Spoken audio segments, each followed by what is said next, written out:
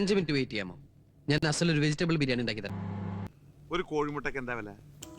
അപ്പോൾ നമ്മളിന്ന് ദൈവലീവേട്ടൻ പറഞ്ഞതുപോലെ തന്നെ ഇന്ന് വെജിറ്റബിൾ ബിരിയാണിയല്ല, ഫ്രൈഡ് റൈസാണ്. ഫ്രൈഡ് റൈസ് ഉണ്ടാക്കാൻ വേണ്ടി ഞാൻ 2 മുട്ടയാണ് എടുത്തത്. പിന്നെ വേറെ ചിക്കനൊന്നും ചേർക്കാൻ വേണ്ടിയോ ഒന്നുമില്ല. എഗ് റൈസ് പോലെയാണ് ഞാൻ ഉണ്ടാക്കി കഴിക്കുന്നത്. ക്യാരറ്റ് അരിഞ്ഞെടുത്തിട്ടുണ്ടായിരുന്നു, ക്യാപ്സിക്കം എടുത്തിട്ടുണ്ടായിരുന്നു, സവാള എടുത്തിട്ടുണ്ടായിരുന്നു.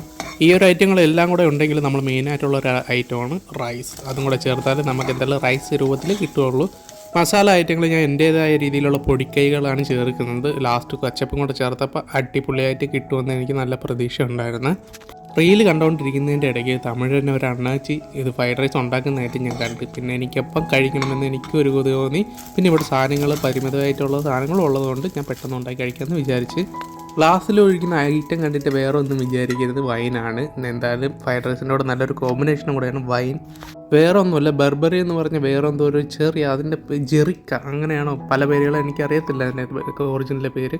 എന്തായാലും ആ ജ്യൂസും നമ്മുടെ ഫ്രൈഡ് റൈസും നല്ലൊരു കോമ്പിനേഷനായിരുന്നു. കഴിച്ചു വയറ് നിറച്ചു. അപ്പോൾ അടുത്ത വീഡിയോയുമായി വീണ്ടും കാണാം. Bye guys.